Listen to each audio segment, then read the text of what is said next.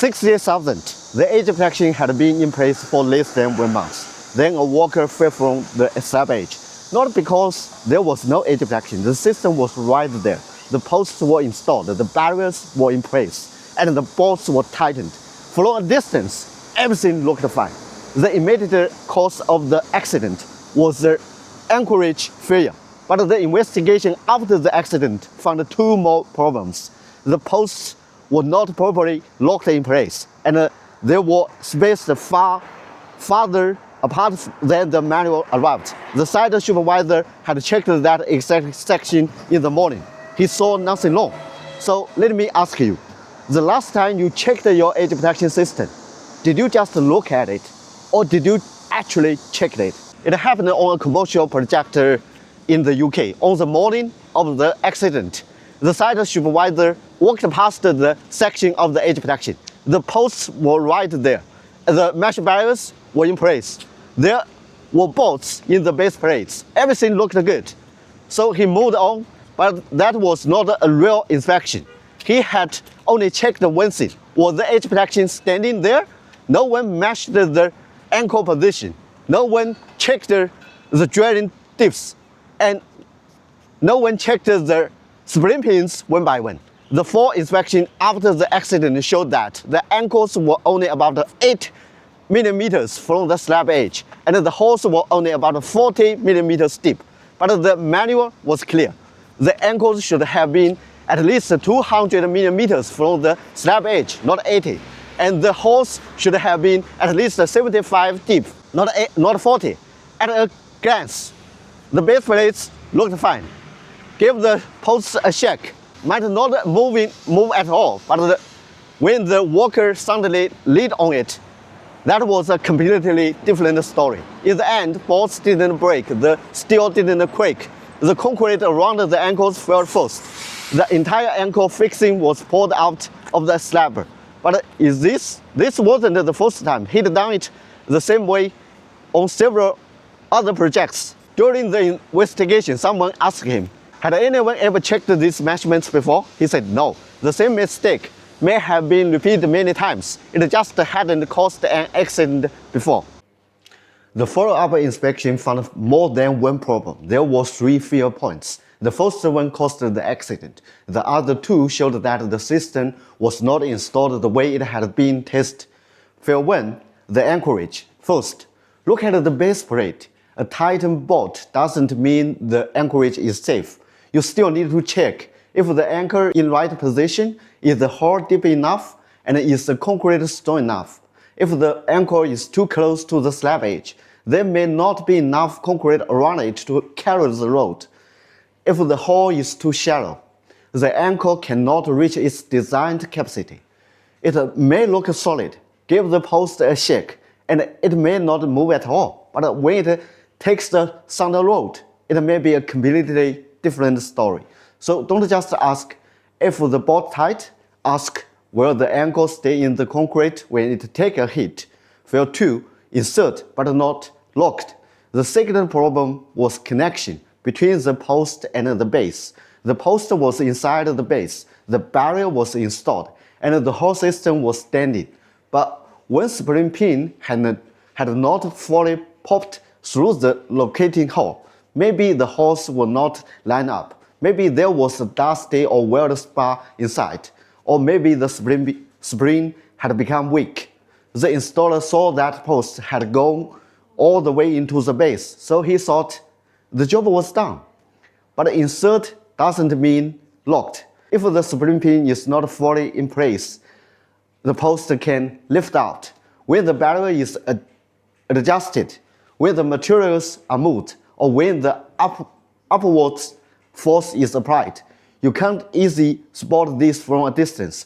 You need to get close. Make sure the pin has fully popped through the hole. Then pull the post upwards to make sure it cannot come out. EN 13374 2025 added a check for accidental removal. A 300 Newton upward force is applied to make sure the component doesn't come free by accident. This is not just a test of the spring pin. It tests the hole connection between the post and the base. Failure 3, the post spancy. The third problem was the spacing between the posts. During the follow-up inspection, the posts were 2.5 meters apart, center to center, but the maximum tested spacing was 2.4 meters, only 100 millimeter more, and because of the barrier was 2.6 meters long, it could still be installed from a distance. Nothing looked unusual. The installer may have simply placed the posts to each end of the barrier. Once the barrier was on, he thought the job is finished, but no one measured the spacing again. The system was tested at 2.4 meters, not 2.5. A longer span means more movement on the road. 100 millimeter may not sound like much, but the installation was already outside of the tested setup. 3 different problems, but they all had one thing in common. From a distance, they all looked right. Most people's first reaction is, fix it, then get back to work. But it's not then that simple. Once one another fails, you can't just assume all the others are fine. And this is no longer just a safety problem. It quickly becomes a cost problem. Cost when? Check the whole area again. The inspector won't just check it one base plate, that failed. The whole section has to be checked again. Every base plate, every anchor position, every hole dips, every spring pin, and the spacing between every pair of the posts. Until everything is confirmed safe, work in that area has to stop. Cost 2, rework. Rework is not just installing it one more time. First, you take it down, then you move everything away. You deal with the old holes. You mark the new positions, you drill again. Then you install everything again. The same workers, the same system, the same area. But the labor cost can be 2 or 3 times higher than doing it right the first time. And the rework usually happens when the project is already behind. That more pressure the site is under, the more expensive the mistake becomes. Cost 3, delays. If the edge protection is not back in place, the next stage cannot start. Concrete work may be delayed. Other trades cannot come in as planned. Rental equipment stays on site longer. When delayed here, pushed everything else back. It may start with one anchor in the wrong position, but it can be ended up affecting the whole project. Cost 4, trust. After an accident, the client usually doesn't ask, how are you going to fix it? They ask, why didn't anyone find it before the accident? And the real cost of that question may not show up straight away. It may show up in the next tent, or there may not be a next tent. So when you buy an edge protection system, what are you really buying? Not a few steel tubes, not a few mesh barriers. You are buying certainty, the certainty that the site can keep moving tomorrow. This is one of the main things we focused on when we designed multi-guardrail. It wasn't enough for the system to pass the test. We wanted to make it harder to install incorrectly and easier to spot when something was wrong. First, the Anchorage. We made the installation requirements very clear. A 20 millimeter hole, at least 75 millimeter deep, and the anchor at least 200 millimeters back from the slab edge.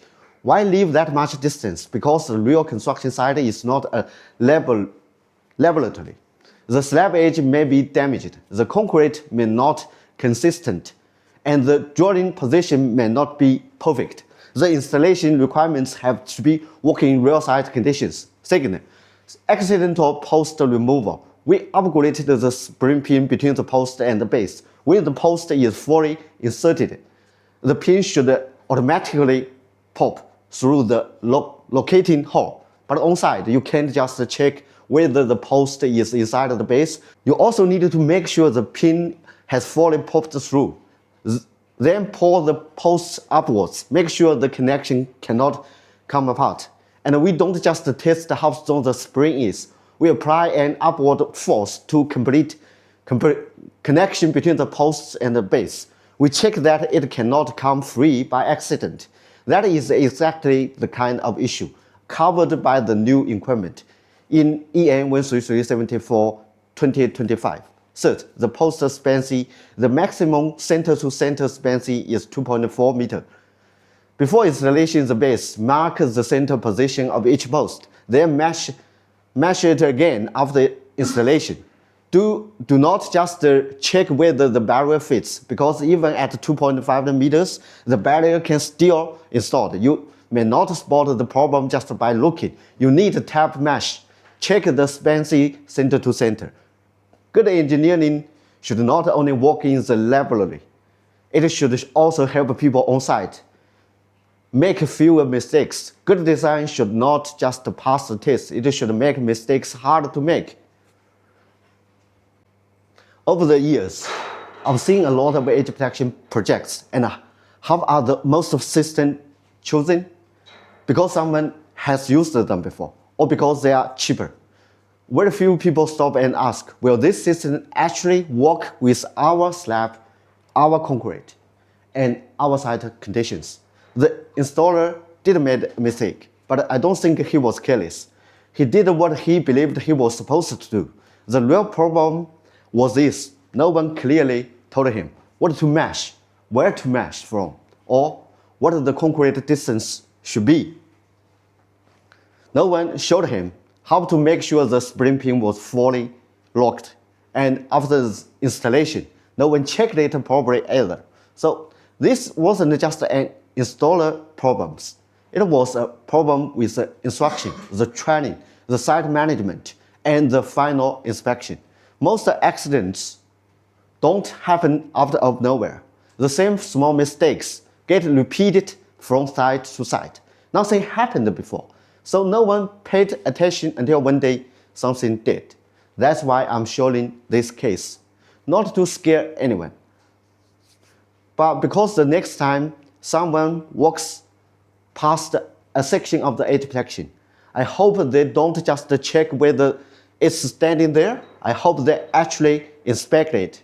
What edge protection installation mistakes have you seen on site? Anchors too close to the slab edge, spring pins not fully locked, or posts spaced farther apart than the stand arrives? Tell me in the comments.